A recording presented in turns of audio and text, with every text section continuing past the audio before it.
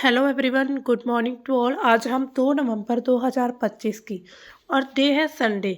तो हम द हिंदू की इम्पोर्टेंट न्यूज़ को कवर करने वाले हैं। जैसे कि हमारा ये सेशन रहता है कि हम यहाँ पर द हिंदू न्यूज़पेपर में जितने भी यूपीएससी से रिलेटेड करंट अफेयर्स के टॉपिक होते हैं उनको हम अच्छे से कवर करते हैं और उसके साथ ही हम प्रैक्टिस क्वेश्चन भी लगाते हैं। और इसमें आपको एक मेंस का क्वेश्चन भी दिया जाता है जिससे आप अपनी तैयारी को और अच्छा बना सकते हैं।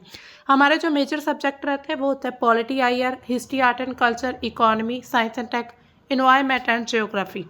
तो ये हमारे किसी भी एग्जाम के लिए मेजर इंपॉर्टेंट सब्जेक्ट हम इनको कह सकते हैं।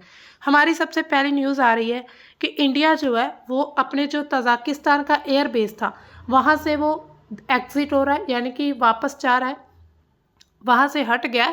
और ये जो एक मतलब काफ़ी स्ट्रेटेजिकली काफ़ी डिप्लोमेसी यानी कि एक रणनीतिक प्रभाव जो है भारत का वो कम होता जा रहा है। तो इसके बारे में न्यूज़ आ रही है। सबसे पहले हम देखते हैं कि एनी एयर बेस आखिर है क्या। तो एनी एयर बेस जो है ये तजाकिस्तान में बनाया गया है और उनकी जो राजधानी है दुशांबे, वहाँ से लगभग 10 किलोमीटर दूर है। और यह सोवियत काल का एक पुराना हवाई अड्डा है जिसे भारत ने 2000 के दशक की शुरुआत में अपग्रेड किया था।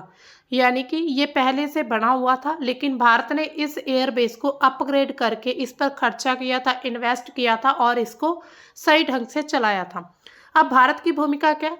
भारत ने लगभग $70 मिलियन इसमें निवेश किए और इसकी रनवे का 3200 मीटर लंबा इसको तैयार किया था। रनवे रनवे यानी कि जहाँ पर जो एरोप्लेन या फाइटर जेट वगैरह उड़ने शुरू होते हैं, यहाँ से उड़ान भरते हैं, वो रनवे होता है। तो 3200 मीटर लंबा बनाया था, ईंधन डिपो बनाया, वायु यातायात नियंत्रण सुविधाएं दी, हैंगर और इसके साथ ही संचार उपकरण भी स्थापित किए थे भारत ने। ये भारत का एकमात्र विदेशी सैन्य हवाई अड्डा था जो विदेश में था, जो कि मध्य एशिया में भारत की रणनीतिक पहुंच को मजबूत करने के लिए बनाया गया था। तो अब अचानक इसमें से एग्जिट हो जाना, तो ये बात जो है कुछ यहाँ पर भारतीय जो राजनीतिक दल है या फिर हम विपक्ष पार्टी के नेता कह सकते हैं, उनको अच्छी नहीं लग रही और उन्होंने इस चीज़ पर सवाल उठाए हैं। अब इसका रणनीतिक उद्देश्य क्या था? अफगानिस्तान में जो उत्तरी गठबंधन है यानी कि नॉर्दर्न अलायंस का एक समर्थन करने के लिए इसको तैयार किया गया था। उसके साथ ही पाकिस्तान के प्रभाव को कम करना, क्योंकि लगातार हम देख रहे हैं कि पाकिस्तान का प्रभाव आज भी लगातार मध्य एशिया में बढ़ता जा रहा है। उसको चीन की सपोर्ट मिल रही है, इसके साथ ही उसको अमेरिका का समर्थन मिल रहा है और इसके साथ ही अपनी मध्य एशिया में वो स्थिति को और ज़्यादा मजबूत कर रहा है, जिसमें सऊदी अरेबिया के साथ अभी उनका जो डिफेंस पैक्ट साइन हुआ है, जिसके तहत ये बात कही गई थी कि अगर पाकिस्तान से कोई भी पंगा लेता है, मतलब कि पाकिस्तान पर कोई भी अटैक करता है, तो डायरेक्ट जो है सऊदी अरब भी उस पर अटैक करेगा। और अगर सऊदी अरब की तरफ कोई आंख उठाकर देखता है तो पाकिस्तान जो है वो अपने न्यूक्लियर जो वेपन उसका भी यूज़ कर सकते हैं। 2010 तक ये पूरी तरह से एक्टिव था, जहां पर भारतीय वायुसेना के हेलीकॉप्टर, रखरखाव दल और यहां तक कि सुखोई 30 AM के लड़ाकू विमान जो थे यहाँ पर डिप्लॉय किए गए थे। लेकिन आज इसको बंद किया जा रहा है। बंद होने का कारण क्या है? भारत और तजाकिस्तान के बीच 2018 से लेकर 22 के बीच जो आसपास इनके द्विपक्षीय समझौता खत्म हो जाता है, उसके कारण अब वहां से भारत एग्जिट हो रहा है। इसके साथ ही कुछ ये रिपोर्ट्स बताती है कि रूस और चीन का दबाव बनाया जा रहा है और तजाकिस्तान ने इसे नवीनीकृत नहीं किया, यानी कि इसको रिन्यू नहीं किया है। भारत ने 2022 में अपने कर्मियों और उपकरण वहां से हटा लिए थे, लेकिन हाल ही में इसकी जो पूरी समाप्ति की खबरें अभी आ रही, जैसे कि हमने अभी द हिंदू में न्यूज़ देखा, आर्टिकल देखा, तो ऐसे बहुत सारे न्यूज़पेपर पर यही न्यूज़ आ रही है कि भारत जो है वो तजाकिस्तान से एग्जिट हो चुका है। वहाँ पर जो एयर बेस था उसको यानी कि पूरी तरह से भारत उस एयर बेस को बंद कर रहा है, यानी कि अपनी तरफ से उस एयर बेस को भारत नहीं चलाएगा। अब इसके लिए कुछ रूस और चीन का दबाव भी बताया जा रहा है कि तजाकिस्तान पर दबाव है इन दोनों का। दूसरा जो है भारत और जो तजाकिस्तान का द्विपक्षीय संधि थी, जो भी समझौता था वो खत्म हो चुका है। अब देखिए इसका प्रभाव क्या पड़ेगा, आखिर ये एक भारत के लिए झटके वाली बात क्यों है। सबसे पहले तो ये बड़ी बात इसलिए है क्योंकि अब देखिए किसी भी देश में ऐसे अपने व्यापार का या फिर अपना कोई भी सैन्य हवाई अड्डा बनाना कोई मामूली सी बात नहीं होती।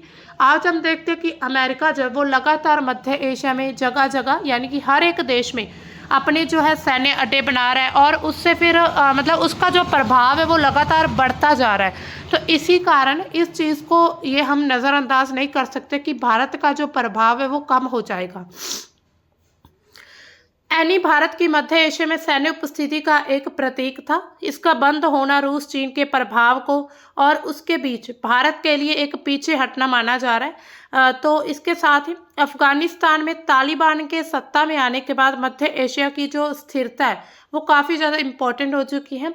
भारत अब कूटनीतिक और आर्थिक संबंधों पर जोर दे रहा है, यानी कि भारत अपनी इकोनॉमी को बूस्ट करने में लगा हुआ है। इसके साथ ही स्ट्रेटेजिकली जो भी मतलब कदम उठाने हैं, किसी के साथ रिलेशन रख रहे हैं, उन पर ध्यान दिया जा रहा है। लेकिन कुछ ये लोग मान रहे हैं कि अब ऐसा जो है यहाँ पर एयरबेस से एग्जिट हो जाना यानी कि बाहर निकलना, ये एक तरह से खतरे का कारण भी हो सकता है, क्योंकि वहाँ पर अब रूस चीन या फिर और जितनी भी डेवलप्ड नेशंस हैं जिनके पास बहुत ही ज़्यादा एडवांस टेक्निक है वो वहाँ पर डिप्लॉय हो सकते हैं।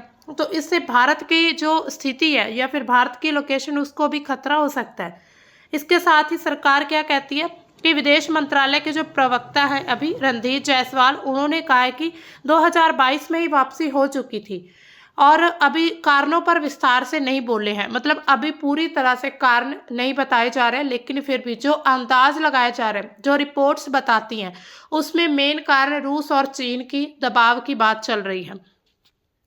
रूस और चीन के जो दबाव है उसका विस्तार अगर हम देखें तो सबसे पहले भू राजनीतिक संदर्भ में मध्य एशिया में प्रतिस्पर्धा चल रही है।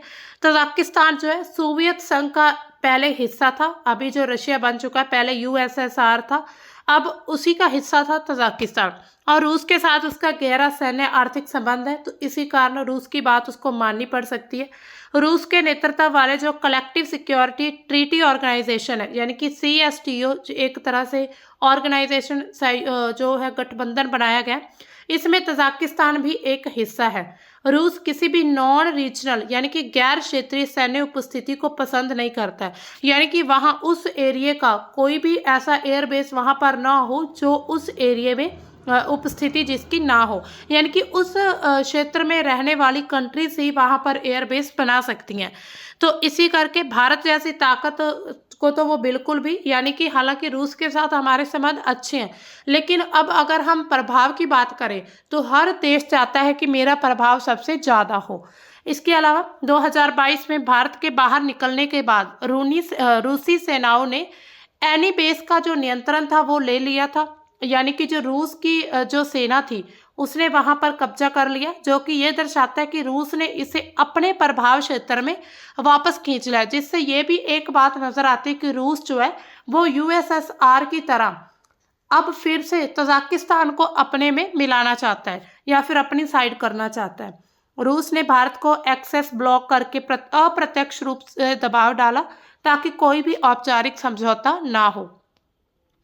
इसमें चीन का प्रभाव क्या है? चीन की BRI यानी कि बेल्ट एंड रोड इनिशिएटिव के तहत तजाकिस्तान में उन्होंने काफ़ी इन्वेस्ट किया, लगभग $1 बिलियन से ज़्यादा, जिसमें बॉर्डर सिक्योरिटी, इंफ्रास्ट्रक्चर, पामीर का क्षेत्र यानी कि पामीर का पठार जो है उनको डेवलप करना शामिल है। एनी बेस जो है शिनजियांग प्रांत के बिल्कुल करीब है, जो कि चीन के लिए एक सेंसिटिव जोन है, यानी कि अगर एनी बेस पर भारत अगर लगातार वहीं पर बने रहता तो चीन को कहीं ना कहीं डर होता अपनी उपस्थिति का, यानी कि चीन को खतरा रहता, क्योंकि चीन का जो एरिया है शिनजियांग प्रांत उसके बिल्कुल ही नज़दीक है ये एनी बेस। इसी वजह से चीन ने भी तजाकिस्तान पर दबाव बनाया होगा कि उसको भारत को यहाँ से हटा दिया जाए। भारत की उपस्थिति को चीन ने अनचाही हस्तक्षेप माना। उन्होंने कहा कि हम इसको यानी कि इंटरफेरेंस मान रहे हैं, खास करके जब भारत चीन सीमा तनाव चल रहा है। अब इसके बाद चीनी कूटनीति ने दुशांबे को स्पष्ट संकेत दिए कि ऐसी उपस्थिति जो है BRI यानी कि बेल्ट रोड इनिशिएटिव कॉरिडोर को खतरा पैदा कर सकती है। तो इस प्लेस में यानी कि वहाँ की जो कैपिटल है तजाकिस्तान की दुशांबे, तो वहाँ से भारत की जो स्थिति है यानी कि भारत की जो वहाँ पर प्रेजेंस थी वो खत्म हो चुकी है। दबाव के तरीके क्या थे? कूटनीतिक और रणनीतिक। लीज न रिन्यू करना यानी कि 2002 का जो द्विपक्षीय समझौता था उसकी लीज में 2021 में उसकी लीज तो समाप्त हो गई थी। लीज यानी कि किसी को रेंट किराए पर दे देना। तजाकिस्तान ने भारत की 2021 में ही सूचित कर दिया कि इसे आगे नहीं बढ़ाया जाएगा, यानी कि हो सकता है ये दबाव काफ़ी लंबे समय से बन रहे हो। ये फैसला जो है रूस चीन के संयुक्त दबाव से लिया गया, क्योंकि दोनों ही नॉन रीजनल मिलिट्री पर्सनल को वहां पर देखना पसंद नहीं करते। इसके साथ ही तजाकिस्तान ने मॉस्को बीजिंग को नाराज ना करने का भी रुख अपनाया है कि वो तजाकिस्तान और मॉस्को को नाराज नहीं करेगा। इसके साथ ही अप्रत्यक्ष ब्लैकमेल। रूस ने बेस के ऑपरेशनल कंट्रोल को ब्लॉक किया था, जबकि चीन ने आर्थिक प्रोत्साहन यानी कि BRI फंडिंग के जरिए तजाकिस्तान को प्रभावित किया, जिससे तजाकिस्तान इम्प्रेस हुआ और उनकी बात मानने लगा। 2008 के US India civil nuclear deal के बाद भी यह संवेदनशीलता बढ़ जाती है, क्योंकि रूस चीन ने भारत को पश्चिमी प्रभाव का हिस्सा माना है कि वहां पर हम वेस्टर्न प्रभाव देखने को मिलता है, तो ये भी वेस्टर्न कंट्रीज में इसको ऐड कर लेते हैं, मतलब उसको मानते हैं कि ये वेस्टर्न का प्रभाव इस भारत पर ज़्यादा है, तो भारत से रूस और चीन को भी खतरा हो सकता है। हालांकि ऐसा बिल्कुल भी नहीं है, प्रभाव देखने को मिलता है, लेकिन फिर भी भारत एक संप्रभु राष्ट्र है, वो अपनी मर्जी से जो कुछ भी जो फैसले लेता है वो अपनी मर्जी से करता है। इसके साथ ही क्षेत्र का संतुलन। अफगानिस्तान में तालिबान जब सत्ता में आती है 2021 के बाद, एनी बेस की जो उपयोगिता थी वो कम हो जाती, लेकिन रूस चीन ने फिर इसको मौका बनाया। रूस ने CSTO के जरिए यानी कि जो एक ऑर्गेनाइजेशन थी तजाकिस्तान की सुरक्षा गारंटी दी, जबकि चीन ने आर्थिक निर्भरता बढ़ाई, यानी कि चीन ने वहां पर इन्वेस्ट किया। भारत के लिए पाकिस्तान के प्रभाव का मुकाबला करने का एक रास्ता था, लेकिन अब ये खत्म हो चुका है। अब देखिए इसका प्रभाव क्या? भारत की कूटनीति पर झटका। सैन्य हानि हो चुकी है। भारत का एकमात्र विदेशी सैन्य बेस था जो कि पाकिस्तान के एयर स्पेस बांधों को बाईपास करता था। यहाँ से जो पेशावर था उसको टारगेट किया जा सकता था डायरेक्ट। अब भारत की जो मध्य एशिया में सैन्य पहुंच वो सीमित हो चुकी है, जबकि रूस चीन का वर्चस्व जो है वो बढ़ चुका है। इसके साथ ही कूटनीतिक कारण प्रभाव क्या रहेगा इसका? इसमें रसिया, इंडिया, चाइना त्रिपक्षीय फ्रेमवर्क की कमजोरियों को उजागर करता है, यानी कि इन दोनों को यानी कि त्रिपक्षीय जो है इन जो मतलब 3 देश हैं इनमें संबंध जो कमजोर है। भारत अब आर्थिक कूटनीतिक जुड़ाव पर फोकस कर रहा है, लेकिन विशेषज्ञों का मानना है कि ये एक हार है। इसके साथ ही दुशांबे को संतुलन बनाने के लिए बनाने की कोशिश की, लेकिन रूस चीन की निर्भरता भारत को पीछे धकेल रही है। अब इसमें क्वेश्चन कैसे बन सकता है? एयरबेस किस देश में स्थित है जहां पर भारत ने हाल ही में अपनी उपस्थिति समाप्त की है? तो आपको पता ही है Tajikistan. B option is correct. Next question, any airbase से भारत के बाहर निकलने का मुख्य कारण क्या माना जा रहा है? आर्थिक बोझ, रूस चीन का दबाव, तालिबान का उदय या फिर पर्यावरणीय मुद्दे? तो मेन कारण जो बताया जा रहा है वो है रूस चीन का दबाव, कि रूस और चीन का जो दबाव है CSTO यानी कि ऑर्गेनाइजेशन के जरिए तजाकिस्तान पर दबाव बनाया गया और फिर भारत को बाहर निकाला गया। भारत का तजाकिस्तान के एनी एयरबेस से बाहर निकलना मध्य एशिया में उसकी रणनीतिक स्थिति पर क्या प्रभाव डालता है, इसका विश्लेषण कीजिए। यानी कि इस एयरबेस से भारत जो है यानी कि जो इकलौता विदेशी सैन्य एयरबेस था उससे बाहर निकल चुका है भारत, तो इससे क्या क्या प्रभाव हो रहे हैं, यानी कि भारत की रणनीतिक स्थिति कैसी रहेगी, अब मजबूत होगी या कम होगी, तो इसके बारे में आपको लिखना है। तो ये आपके लिए मेंस का क्वेश्चन है। अब नेक्स्ट न्यूज़ आ रही है कि ऑस्ट्रेलिया जो है वो अपनी माइनिंग जो कंपनीज हैं उनमें चीन के बजाय भारत को प्रेफर करती हैं। अब देखिए ऑस्ट्रेलिया और भारत के संबंध लगातार अच्छे ही रहे। हम क्वाड गठबंधन देखते हैं, उसके जरिए भारत और जो ऑस्ट्रेलिया उनके संबंध बहुत अच्छे चल रहे हैं, यानी कि दोनों ही एक दूसरे को रक्षा, आर्थिक सहयोग, व्यापार में एक दूसरे को मतलब सहयोग देते हैं, हेल्प करते हैं। तो इसी तहत अब ऑस्ट्रेलिया का बयान आता है कि जो माइनिंग कंपनीज है, जो खनन उद्योग है, उनमें चीन की बजाय भारत को प्रेफर किया जा रहा है। हालांकि चीन जो है सबसे बड़ा एक तरह से उनकी खरीदार देश था, लेकिन अब जो है भारत टॉप पर आ चुका है। तो इसमें देखिए ऑस्ट्रेलिया जो है दुनिया का सबसे प्रमुख एक खनन देश है, जो कि लौह अयस्क, कोयला, लिथियम, दुर्लभ पृथ्वी तत्वों का एक बड़ा उत्पादक है। यानी कि रेयर अर्थ एलिमेंट्स पाए जाते हैं ऑस्ट्रेलिया में। पारंपरिक रूप से चीन इस की सबसे बड़ा खरीदार है, लेकिन चीन पर अत्यधिक निर्भरता, यानी कि 2021-22 में जो व्यापारिक तनाव हुआ उसके दौरान कोयले पर प्रतिबंध लगाए गए, उसने ऑस्ट्रेलिया कंपनियों को भारत की तरफ धकेला।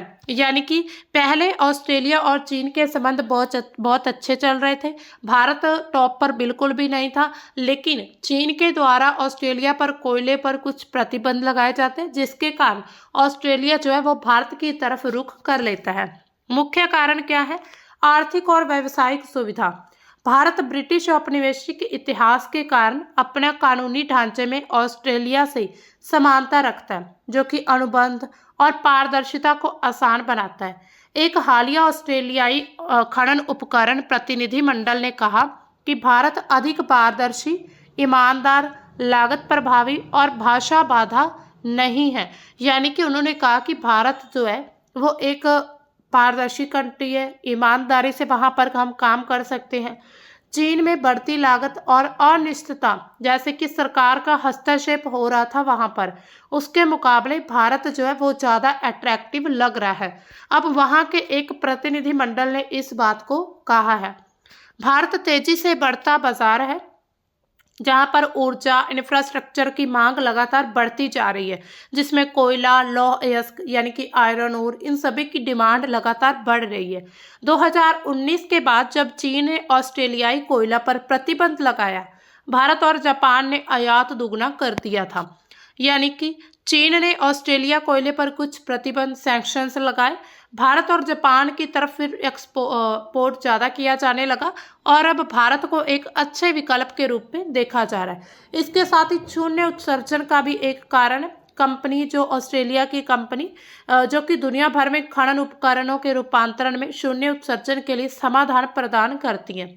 खनन के लिए उपयोग किए जाने वाले भारत के 100 टन के इलेक्ट्रिक ट्रकों को रेट्रोफिटिंग करने में अवसर देखती है। भारत को न केवल लॉजिस्टिक्स और इन्वेंट्री लागत को 75% तक कम करने के अवसर के रूप में देखा जाता है, बल्कि कार्बन फुटप्रिंट को भी खत्म करने के अवसर के रूप में देखा जाता है कि आप जो है, यानी कि कार्बन एक तरह से कार्बन पर जो फुटप्रिंट से कई एक नीति है यानी पॉलिसी, उसको भी खत्म करने के रूप में भारत उनको एक अच्छे विकल्प के नजरिए से दिख रहा है। भू राजनीतिक और रणनीतिक कारण क्या है? चीन जो है दुर्लभ पृथ्वी तत्व, यानी कि अभी हमने देखा कि चीन में जो रेयर अर्थ एलिमेंट्स हैं उनके प्रसंस्करण में 90% वैश्विक नियंत्रण रखता है। यानी कि अगर हम देखें सबसे ज़्यादा रेयर अर्थ एलिमेंट्स हैं वो चीन में पाए जाते हैं, जो कि पश्चिमी देश, जिसमें ऑस्ट्रेलिया के लिए एक बहुत बड़ा जोखिम है।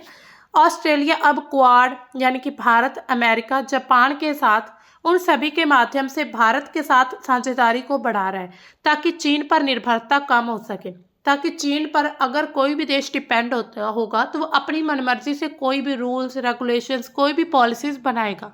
अब इसी निर्भरता को कम करने के लिए भारत एक विकल्प नजर आता है। जैसे कि 2025 में Bharat Australia rare earth magnets deal की चर्चा हो रही है, जहां पर ऑस्ट्रेलिया लिथियम और कोबाल्ट सप्लाई करेगा। यानी कि भारत में लिथियम और कोबाल्ट जो है वो ऑस्ट्रेलिया के द्वारा सप्लाई किया जाएगा।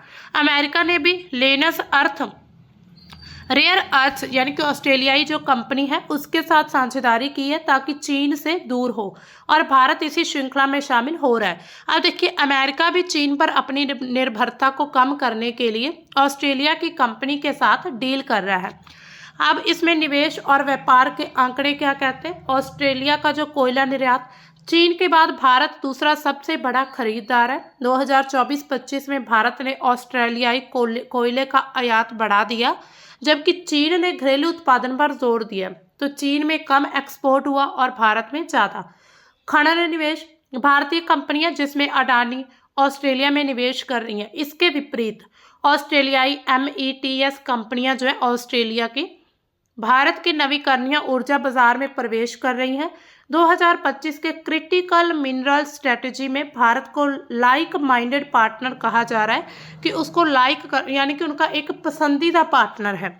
चीन में ऑस्ट्रेलिया निवेश घटा है, यानी कि 2023 के अगर हम आंकड़ा देखते तो 50% तक गिरावट आई है, जबकि भारत के साथ जो द्विपक्षीय समझौते हैं हम लगातार देख रहे हैं, ऑस्ट्रेलिया का भारत के साथ समझौते वो बढ़ते जा रहे हैं। अब देखिए भारत और ऑस्ट्रेलिया के संबंध क्या है। ऐतिहासिक से रणनीतिक साझेदार रहा है। भारत ऑस्ट्रेलिया के बीच राजनयिक संबंध 1940 में द्वितीय विश्व युद्ध के दौरान स्थापित होते हैं। शुरुआत में ये संबंध थोड़े लिमिटेड थे, लेकिन जब 21वीं सदी आती है तो दोनों देशों ने इसे रणनीतिक गहराई दी, यानी कि रणनीतिक पार्टनर बनते गए। जून 2020 में मोदी मॉरिसन वर्चुअल समिट हुआ था, यानी कि कॉम्प्रिहेंसिव स्ट्रेटेजिक पार्टनरशिप की घोषणा की गई, और इसके बाद 2021, 23 और 25 नई दिल्ली में 2+2 मंत्री स्तरीय संवाद हुए, यानी कि 2 जो मंत्री रहेंगे भारत के और 2 मंत्री ही ऑस्ट्रेलिया के, उन दोनों के बीच आपसी बातचीत हुई। 2025 में ऑस्ट्रेलिया ने भारत को टियर 1 स्ट्रेटेजिक पार्टनर घोषित किया था, और यह दर्जा केवल अमेरिका और ब्रिटेन को मिला हुआ था, लेकिन अब जो है भारत को मिल चुका है। जुलाई 2025 में सिडनी में मोदी अल्बनीज नेतृत्व शिखर सम्मेलन होता है, जिसमें दोनों नेता जो थे उनके संबंधों को नए युग में प्रवेश करने की बात होती है। यानी कि लगातार टाइम पर भारत के द्वारा भी ऑस्ट्रेलिया के साथ मीटिंग्स, उनके साथ सम्मेलन किए गए, ताकि हम ऑस्ट्रेलिया के साथ क्वाड के जरिए अपने संबंधों को और बेहतर कर सके। इसके साथ ही दोनों देशों के बीच द्विपक्षीय व्यापार 2024-25 में $32 बिलियन तक पहुंचा, जो कि 2030 का $50 बिलियन का एक टारगेट रखा है। ऑस्ट्रेलिया भारत को कोयला, लिथियम, सोना, शिक्षा सेवाएं निर्यात करता है। भारत चीन के बाद अब दूसरा सबसे बड़ा खरीदार बन चुका है। दूसरी तरफ भारत रिफाइंड पेट्रोल, दवाइयां, IT सेवाएं जो ऑस्ट्रेलिया में भेजता है, जिनकी कीमत 2025 में $5 बिलियन से ज़्यादा हो गई है।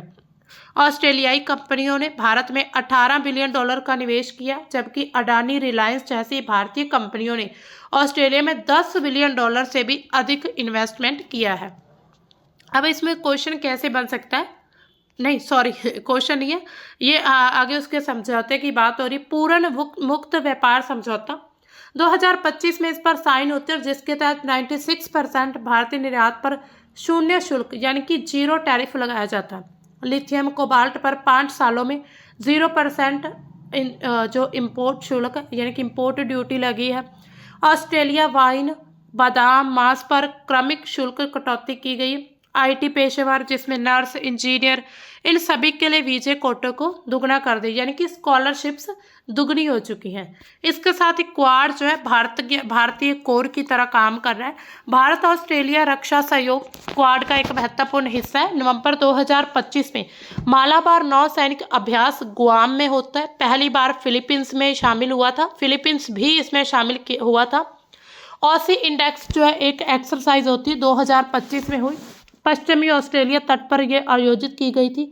लॉजिस्टिक्स सपोर्ट एग्रीमेंट 2025 में पूरी तरह लागू हो गया, जिससे भारतीय जहाज ऑस्ट्रेलिया बंदरगाह में मरम्मत करवा सकते हैं। अब देखिए भारत और ऑस्ट्रेलिया के संबंध हम मान सकते हैं कि बहुत अच्छे जा रहे हैं, क्योंकि अब देखिए भारतीय जहाज़ों को ऑस्ट्रेलिया के जो बंदरगाह हैं वहाँ पर जो पोर्ट हैं उसमें यानी कि जो रिपेयरिंग वगैरह करते हैं उसकी अनुमति मिल चुकी है। भारत ब्रह्मोस मिसाइल 2026 से ऑस्ट्रेलिया को निर्यात करेगा। साइबर और अंतरिक्ष क्षेत्र में इसरो CSIRO संयुक्त सैटेलाइट 2027 में लॉन्च होगा। India Australia defence industrial road map 2025 के तहत 10 संयुक्त परियोजनाएं शुरू हुई हैं। ड्रोन, AI और सबमरीन तकनीक पर काम चल रहा है। इसके साथ ही क्रिटिकल मिनरल्स और ऊर्जा में लिथियम ब्रिज की तरह काम करता है। ऑस्ट्रेलिया दुनिया का सबसे बड़ा लिथियम का उत्पादक है और भारत उसका बढ़ता हुआ साझेदार है। पिलबारा मिनरल्स ने मणिकर्ण पावर को 1 लाख स्पोडोमीन की आपूर्ति शुरू की है। लाइन टाउन रिसोर्सेज और रीन्यू पावर के बीच 3 लाख टन प्रति 10 वर्ष का समझौता किया गया। नियो मेटल्स गुजरात में लिथियम रिफाइनरी बना रहे हैं, 2027 तक चालू करने की बात हो रही है। और ऊर्जा के क्षेत्र में ग्रीन हाइड्रोजन मिशन के तहत लगभग $2 बिलियन जो है संयुक्त फंड बनाया गया। ऑस्ट्रेलिया इंटरनेशनल सोलर अलायंस में शामिल हुआ और इसके साथ ही जो है 100 RE लक्ष्य की दिशा में भारत के साथ काम कर रहा है, यानी कि एक तरह से लिथियम ब्रिज की तरह काम करेगा ऑस्ट्रेलिया भारत के लिए। इसके साथ ही ऑस्ट्रेलिया में 1 लाख से भी अधिक भारतीय छात्र स्टडी करते हैं, यह संख्या दुनिया में सबसे अधिक है। 8 लाख से अधिक भारतीय प्रवासी वहां पर रहते हैं, जिसमें मेलबर्न में सबसे बड़ा समुदाय रहता है भारतीयों का। वर्किंग हॉलीडे वीज़ा कोटा 1000 से बढ़कर 5000 किया गया। इसके साथ ही सांस्कृतिक रूप से सिडनी में लिटिल इंडिया को 2025 में आधिकारिक मान्यता मिली है। क्रिकेट कूटनीति भी मजबूत है। महिला विश्व कप ने दोनों देशों को करीब लाया है। जो भारत में अभी हुआ था तो उससे दोनों देश करीब भी, हालांकि कुछ चुनौतियां भी रहती हैं ऐसे संबंधों में। तो चीन सबसे बड़ा कारक है, दोनों देशों के साथ व्यापार करते हैं लेकिन रणनीतिक रूप से एक दूसरे के करीब आ रहे हैं। अडानी जो है कारमाइकल खदान विवाद हुआ था और इसमें पर्यावरणीय चिंता बनी हुई है, लेकिन फिर भी व्यापारिक संबंधों पर असर कम है। यानी कि अडानी जो कंपनीज है, अडानी ग्रुप्स के खिलाफ जो वहाँ पर यानी कि कुछ सबूत पाए गए थे, तो उससे थोड़ा विवाद, थोड़ी चिंता तो है, तनाव तो बने हैं, लेकिन फिर भी संबंध जो है वो अच्छे हैं, यानी कि उनके जो व्यापारिक संबंध है उस पर असर कम हुआ था।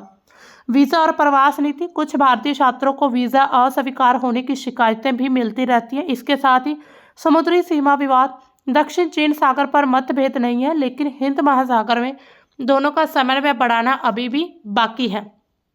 अब इसमें क्वेश्चन कैसे रहेंगे?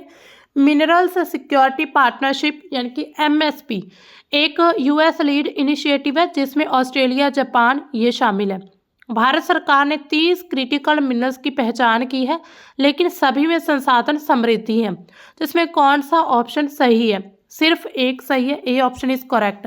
भारत सरकार ने 30 कोई भी क्रिटिकल मिनरल्स की पहचान नहीं की है। सेकंड क्वेश्चन, क्वाड के संदर्भ में निम्नलिखित कथनों पर विचार कीजिए। यह एक औपचारिक सैन्य गठबंधन है। 2025 में विलिंगटन शिखर में क्रिटिकल मिनरल्स इनिशिएटिव लॉन्च हुआ था। सिर्फ 2 ऑप्शन जो है, ओनली 2 ही सही है। ये औपचारिक सैन्य गठबंधन नहीं है पूरी तरह से, ये एक तरह से रक्षा के सहयोग में और उसके व्यापार के सहयोग में एक दूसरे को बढ़ावा देने के लिए क्वाड बनाया गया था। अब हमारी जो नेक्स्ट न्यूज़ आ रही है, एक तरह से हम इसको एडिटोरियल मान सकते हैं कि ये क्या है, साइंस से रिलेटेड यानी कि AI से रिलेटेड न्यूज़ है ये। How is Australia setting standards on training AI। अब देखिए, AI को ट्रेन करना बहुत ही ज़्यादा ज़रूरी है, क्योंकि आज के समय पर हम लगातार देख रहे हैं कि क्या हो रहा है कि जो आर्टिफिशियल इंटेलिजेंस का जो युग है वो लगातार बढ़ता जा रहा है। यानी कि अगर हम भारत के अलावा अब पूरे सभी में देखें, भारत में भी और उसके साथ ही पूरे वर्ल्ड में देखें, तो आर्टिफिशियल AI का जो टाइम है ना वो लगातार बढ़ रहा है। AI के जरिए लोग अपने जो मरे हुए पेरेंट्स, रिश्तेदार, उनसे बातें चल रही यानी कि बातें कर रहे हैं। तो ये सब एक एडवांसमेंट की टेक्नोलॉजी है। और इसके साथ ही अब AI को ट्रेन करने के लिए ऑस्ट्रेलिया ने कुछ अपने मानक मतलब कि तैयार किए हैं कि उनके लिए कुछ स्टैंडर्ड होना चाहिए कि इस स्टैंडर्ड तक उनको ट्रेनिंग दी जाएगी। ऑस्ट्रेलिया AI यानी कि आर्टिफिशियल इंटेलिजेंस के प्रशिक्षण ट्रेनिंग के मानकों को निर्धारित करने के लिए एक बहुआयामी दृष्टिकोण अपनाता है। ये दृष्टिकोण एथिकल फ्रेमवर्क यानी कुछ एथिक्स होने चाहिए, स्वैच्छिक और अनिवार्य दिशा निर्देशों, प्रशिक्षण कार्यक्रम तथा अंतर्राष्ट्रीय मानकों के अनुकूलन पर आधारित है। यानी कि अंतर्राष्ट्रीय जो मानक है उनके अनुकूलन, उनके अकॉर्डिंग है ये जो है स्टैंडर्ड्स हैं वो तैयार किए जाएंगे। मुख्य रूप से ऑस्ट्रेलिया की जो सरकार है, स्टैंडर्ड्स ऑस्ट्रेलिया और अन्य संस्थाएं जैसे कि department of industry science and resources तथा डिजिटल ट्रांसफॉर्मेशन एजेंसी इस प्रक्रिया का नेतृत्व कर रही है। अब देखिए, एआई एथिक्स फ्रेमवर्क के माध्यम से आधारभूत सिद्धांत निर्धारित करना, यानी कि एक ऐसा सिद्धांत बनाया जाए। ऑस्ट्रेलिया ने 2019 में ऑस्ट्रेलिया के एआई एथिक्स प्रिंसिपल्स विकसित किए थे, जो कि 8 सिद्धांतों पर आधारित है। ये सिद्धांत एआई सिस्टम के डिजाइन, विकास और तैनाती में नैतिकता सुनिश्चित करते हैं, जिसमें प्रशिक्षण डाटा की जो निष्पक्षता, गोपनीयता, संरक्षण, पूर्वाग्रहों यानी कि जो बायस होता है उससे मुक्ति शामिल है। तो कोई भी ऐसे पूर्वाग्रह उसमें शामिल ना किए जाए। प्रमुख सिद्धांत क्या थे? ह्यूमन सेंटर्ड वैल्यूज, यानी कि मानव केंद्रित मूल्यों को ध्यान में रखा जाएगा। फेयरनेस, निष्पक्षता होनी चाहिए। इसके साथ ही privacy protection and security, reliability and safety, विश्वसनीयता होनी चाहिए। ट्रांसपेरेंसी एंड एक्सप्लेनेबिलिटी, यानी कि प्रक्रिया की पारदर्शिता हो। तो ये जो सिद्धांत है स्वैच्छिक है, लेकिन व्यवसायों और सरकारों को उच्च नैतिक मानकों का पालन करने के लिए भी प्रेरित करते हैं। CSIRO के डेटा 61 द्वारा विकसित किया यह फ्रेमवर्क जो है एआई ट्रेनिंग में पूर्वाग्रह को कम करने, यानी कि जो पहले से कोई भी धारणा बनी हुई है, जैसे हम ऐसी एक पूर्वाग्रह बना हुआ है कि जो लड़के हैं वो रोते नहीं हैं, लड़कियां रोती हैं, यानी कि लड़कियों को कमज़ोर माना जाता है, यानी कि रोने वाले को कमज़ोर माना गया है। तो इसी तरह ये एक तरह से बायस हो गया। तो इन सभी को एआई से दूर रखना और समावेशी डेटा सेट्स के उपयोग को प्राथमिकता देता है। स्वैच्छिक एआई सेफ्टी स्टैंडर्ड्स और अनिवार्य guardrails. Voluntary AI safety standard September 2024 में इसको जारी किया गया। यह एथिक्स प्रिंसिपल्स पर आधारित 10 गार्ड रेल्स प्रदान करता है, जो कि एआई ट्रेनिंग में जोखिम प्रबंधन, डेटा लाइनेज और पूर्वाग्रह मूल्यांकन पर जोर देते हैं। उदाहरण के लिए, ट्रेनिंग डेटा को ऑस्ट्रेलिया नियमों के अनुरूप रखना अनिवार्य सुझाया जाता है कि जो ट्रेनिंग रहेगी उसका जो पूरा डेटा होगा वो जो ऑस्ट्रेलिया के नियमों पर आधारित होना चाहिए। मैंडेटरी गार्ड रेल्स, ये उच्च जोखिम एआई सिस्टम्स के लिए ट्रेनिंग डेटा की पारदर्शिता, पूर्वाग्रह परीक्षण और मानव पर्यवेक्षण सुनिश्चित करते हैं। जिम्मेदारी विकासकर्ताओं, आपूर्तिकर्ताओं और उपयोगकर्ताओं के बीच बांटी जाती है, जहां पर ट्रेनिंग डेटा तक पहुंच वाले पक्ष को प्राथमिक जिम्मेदारी दी जाती है। हाल ही में अटॉर्नी जनरल मिशेल रोलैंड ने कॉपीराइटेड सामग्री पर एआई ट्रेनिंग के प्रस्तावों को अस्वीकार कर दिया, जिससे सृजनकर्ताओं के अधिकारों को प्राथमिकता देगी। यह नैतिक ट्रेनिंग के लिए वैकल्पिक लाइसेंसिंग सिस्टम की तरफ इशारा करता है। प्रशिक्षण कार्यक्रम और क्षमता का निर्माण। एआई मैनेजमेंट सिस्टम स्टैंडर्ड, यह विश्व का पहला एआई मैनेजमेंट स्टैंडर्ड है जो कि ट्रेनिंग में जोखिम आधारित दृष्टिकोण अपनाता है। स्टैंडर्ड्स ऑस्ट्रेलिया ने इसे अपनाया और ANU स्कूल ऑफ साइबरनेटिक्स के साथ साझेदारी में ऑनलाइन ट्रेनिंग मॉड्यूल लॉन्च किया। यह कोर्स संगठनों को एआई ट्रेनिंग में इनोवेशन और गवर्नेंस को संतुलित करने के लिए प्रमाणित करता है। फोकस क्या है इसका? फोकस किस पर है? ट्रेनिंग डेटा की गुणवत्ता, एडवर्सरियल टेस्टिंग यानी कि जोखिम का परीक्षण और पर्यावरणीय प्रभाव मूल्यांकन होना चाहिए, यानी कि इन सभी पर फोकस करना जरूरी है। सरकारी स्तर पर ट्रेनिंग दी जाएगी। DTA ने सितंबर 2024 में policy for responsible use of AI in government लागू की, जिसमें सभी स्टाफ के लिए एआई फंडामेंटल्स ट्रेनिंग अनिवार्य। विशेष ट्रेनिंग प्रोक्योरमेंट, विकास और तैनाती के लिए एक technical standards AI life cycle को कवर करता है। OAIC गाइडलाइंस क्या है? अक्टूबर 2024 में ये दी गई थी। जनरेटिव एआई ट्रेनिंग के लिए प्राइवेसी गाइड, जो कि सार्वजनिक डेटा के फेयर उपयोग की शर्तें निर्धारित करता है, जैसे कि व्यक्तिगत जानकारी के द्वितीयक उपयोग पर नियंत्रण। क्षेत्रीय और अंतर्राष्ट्रीय सहयोग। स्टैंडर्ड्स ऑस्ट्रेलिया दक्षिण पूर्व एशिया में रिस्पॉन्सिबल एआई ट्रेनिंग वर्कशॉप आयोजित कर रहा है, जो कि ASISO IEC 42001 पर आधारित है। ये एक मॉडल हम इसको मान सकते हैं और यह क्षेत्रीय स्तर पर ट्रस्टवर्थी एआई अपनाने को बढ़ावा देता है। एआई ट्रेनिंग में विविधता सुनिश्चित करने के लिए फ्रेमवर्क स्वदेशी डेटा संप्रभुता, लिंग समावेश पर जोर देते हैं। अब इसके साथ ही हम देखते हैं जो हमने देखा था ISO IEC AI management system standard जो है वो क्या है। तो यह स्टैंडर्ड एआई सिस्टम के जिम्मेदार विकास, तैनाती यानी कि उसको वहाँ कहाँ पर डिप्लॉय करना, संचालन के लिए एक प्रमाणित फ्रेमवर्क प्रदान करता है। ट्रेनिंग से लेकर डिप्लॉयमेंट तक यह एआई लाइफ साइकिल को कवर करता है और जोखिम आधारित दृष्टिकोण भी अपनाता है। इसके साथ ही उद्देश्य क्या है इसके? एआई को नैतिक, पारदर्शी, सुरक्षित और प्रभावी तरीके से प्रतिबंधित करना, इनोवेशन और गवर्नेंस के बीच संतुलित बनाना, संगठनों को एआई जोखिम को पहचानने, मूल्यांकन करने और कम करने में सक्षम बनाना है। अब देखिए किस पर लागू होते हैं ये सभी आकार के संगठन, जिसमें स्टार्टअप्स होंगे, एसएमईजी, सरकारी एजेंसियां, मल्टीनेशनल कंपनियां, एआई डेवलपर्स जो कि मॉडल ट्रेन करते हैं।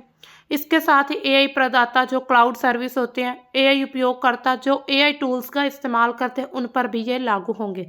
सभी डोमेन जिसमें स्वास्थ्य, वित्त, शिक्षा, परिवहन, रक्षा, तो इन सभी में इस पैरामीटर्स को, इस स्टैंडर्ड्स को शामिल किया जाएगा। भारत में एआई प्रशिक्षण के मानक क्या, यानी कि ट्रेनिंग के लिए क्या क्या मानक स्टैंडर्ड तैयार किए गए। भारत में आर्टिफिशियल इंटेलिजेंस ट्रेनिंग के मानकों को निर्धारित करने की प्रक्रिया तेजी से बढ़ रही है, लेकिन अभी भी स्वैच्छिक दिशा निर्देश, सेक्टर विशिष्ट फ्रेमवर्क और अंतर्राष्ट्रीय मानकों के अनुकूलन पर आधारित है। कोई व्यापक अनिवार्य कानून नहीं है, बल्कि national strategy for AI 2018, principles for responsible AI और हाल ही की एआई गवर्नेंस गाइडलाइंस रिपोर्ट जैसे दस्तावेजों के माध्यम से नैतिकता, निष्पक्षता और जोखिम प्रबंधन पर जोर दिया जा रहा है। सरकार, जिसमें मुख्य रूप से जो मिनिस्ट्री ऑफ इंफॉर्मेशन टेक्नोलॉजी है, नीति आयोग, बीआईएस, इनोवेशन को बढ़ावा देते हुए एआई ट्रेनिंग में बायस, गोपनीयता, पारदर्शिता को सुनिश्चित करने पर ध्यान दे रहे हैं। 2025 तक एआई मार्केट जो है $7.8 बिलियन तक पहुंचने का अनुमान है और इंडिया एआई मिशन 2024 के तहत 10,371 करोड़ का निवेश एआई इकोसिस्टम को मजबूत कर रहा है। इसके साथ ही मुख्य नीतिगत फ्रेमवर्क सिद्धांत, national strategy for AI, #AI for all 2018, AI को समावेशी विकास के लिए उपयोग करने का विजन, ट्रेनिंग में fairness, accountability and transparency framework को अपनाने की सिफारिश। ये ट्रेनिंग डेटा में विविधता सुनिश्चित करने पर जोर देता है। प्रिंसिपल्स फॉर रिस्पॉन्सिबल एआई, यानी कि नीति आयोग 2021 में 7 सिद्धांत दिए गए, जिसमें सुरक्षा, समावेशिता, गोपनीयता यानी कि प्राइवेसी, निष्पक्षता, विश्वसनीयता, पारदर्शिता और मानव कल्याण। ट्रेनिंग के दौरान बायस ऑडिट और ह्यूमन इन द लूप यानी कि मानव पर्यवेक्षण अनिवार्य सुझाव है। यह फ्रेमवर्क ट्रेनिंग डेटा की उत्पत्ति और पर्यावरणीय प्रभाव का मूल्यांकन करता है। इसके साथ ही सेक्टर विशिष्ट गाइडलाइंस भी दी गई। हेल्थ केयर के लिए प्रमुख गाइडलाइंस है, इसके साथ फाइनेंशियल के लिए अलग से है और जनरल आईटी के लिए अलग से, और इसके साथ ही एजुकेशन में भी जो है यूनेस्को रैंप प्रोसेस जैसी गाइडलाइंस दी गई हैं। अंतर्राष्ट्रीय मानकों को अपनाना, यानी कि जो अंतर्राष्ट्रीय मानक थे, भारत ने अभी तक जो एआई मैनेजमेंट सिस्टम है उसको अभी आधिकारिक रूप से नहीं अपनाया है, लेकिन बीआईएस यानी कि ब्यूरो ऑफ इंडियन स्टैंडर्ड से इसे अनुकूलित करने पर काम कर रहे हैं। और 2025 में TUV, SUD और BSI जो सर्टिफिकेशन बॉडीज हैं, उनके माध्यम से संगठन जो है स्वैच्छिक रूप से प्रमाणित हो रहे हैं, यानी कि ऐसे जो ऑर्गेनाइजेशंस हैं जो सर्टिफिकेट देते हैं, उनके माध्यम से जो हम देखते हैं हमारे जो एआई स्टैंडर्ड्स हैं उन पर ध्यान दिया जा रहा है। ट्रेनिंग में जोखिम आधारित दृष्टिकोण और ये नीति आयोग के RAI प्रिंसिपल से संरेखित है और यूरोपियन यूनियन एआई एक्ट के साथ बिल्कुल मिलजुल कर काम करता है। इंडिया एआई मिशन के तहत एआई सेफ्टी इंस्टीट्यूशन स्थापित करने की योजना, जो कि ISO, IEC जैसे जो मानक उसको अपनाने में मदद करेगा, ये एक इंटरनेशनल मानक है। 2025 स्टैनफोर्ड एआई इंडेक्स रिपोर्ट के अनुसार भारत एआई स्किल पेनिट्रेशन में नंबर 2 पर है। क्षमता निर्माण और चुनौतियां क्या? ट्रेनिंग प्रोग्राम यानी कि नेस्कॉम, IBM, यूनेस्को के साथ साझेदारी में एथिकल एआई कोर्स जैसे कि Notre Dame, IBM tech ethics lab, India AI innovation centre foundation modules, भारतीय डेटा सेट पर ट्रेनिंग विकसित कर रहा है। चुनौतियाँ क्या है? डेटा बायस, कई बार विविध डेटा सेट की कमी होती है। ट्रांसपेरेंसी, ब्लैक बॉक्स मॉडल्स में जो व्याख्या की कमी रहती है। रेगुलेटरी गैप, 2025 के अंत या 26 में व्यापक कानून की उम्मीद, लेकिन फिलहाल सैंडबॉक्स यानी कि टेस्टिंग स्पेस है, उस पर फोकस किया जा रहा है। पर्यावरणीय प्रभाव, ट्रेनिंग के कार्बन उत्सर्जन पर मैट्रिक्स विकसित करने की सिफारिश है। भविष्य फरवरी 2025 में नीति आयोग के व्यापक गाइडलाइंस और एआई सेफ्टी इंस्टीट्यूट से ट्रेनिंग मानक मजबूत होंगे। तो ये भविष्य की रणनीति भी अपनाई जा रही है। अब इसमें क्वेश्चन कैसा बन सकता है? इंडिया को chair the AI Action Summit in Paris Feb 2025 following Bletchley Park UK 2023 and Seoul South Korea 2024 summits. Australia's ASISO IEC 42001 standard focuses on voluntary AI safety guardrails for high risk systems. तो दोनों ही correct हैं। India ने AI action summit को को-चेयर किया था। Which of the following is a key principle in India's responsible AI framework? तो ये P में प्रीलिम्स में 2025 में था, यानी कि मॉक क्वेश्चन है एक। Data provenance, carbon footprint assessment, bias audit in training, all of the above. तो मेन प्रिंसिपल्स कौन कौन से हैं इंडिया के फ्रेमवर्क के रिस्पॉन्सिबल के लिए? तो डी यानी कि ऑल ऑफ द करेक्ट, यानी कि डेटा प्रोविनेंस भी है, उसके साथ ही carbon footprint assessment, bias audit in training, तो तीनों ही सही है। अब आपके लिए आज का क्वेश्चन ऑफ द डे है, निम्नलिखित में से कथनों पर विचार कीजिए। झेलम नदी वूलर झील से होकर जाती है। कृष्णा नदी सीधे कोलेरू झील का भरण करती है। गंडक नदी के विस्फोरण से कांवर झील निर्मित हुई है। तो इसमें कितने कथन सही हैं? केवल एक, केवल दो, सभी तीन, या फिर कोई भी नहीं? तो आपने इसका आंसर जो है कमेंट सेक्शन में बताना है। तो दोस्तों ये था हमारा आज का द हिंदू का सेशन। आई होप आपको अच्छे से समझ आ गया होगा कि आपको जो भी हमने प्रैक्टिस क्वेश्चन दिया मेंस के लिए वो आप ज़रूर ट्राई करके देखिएगा। तो मिलते हैं दोस्तों हम अपने कल के द हिंदू के नई न्यूज़ नए सेशन में। तब तक के लिए बाय, थैंक्स फॉर वॉचिंग।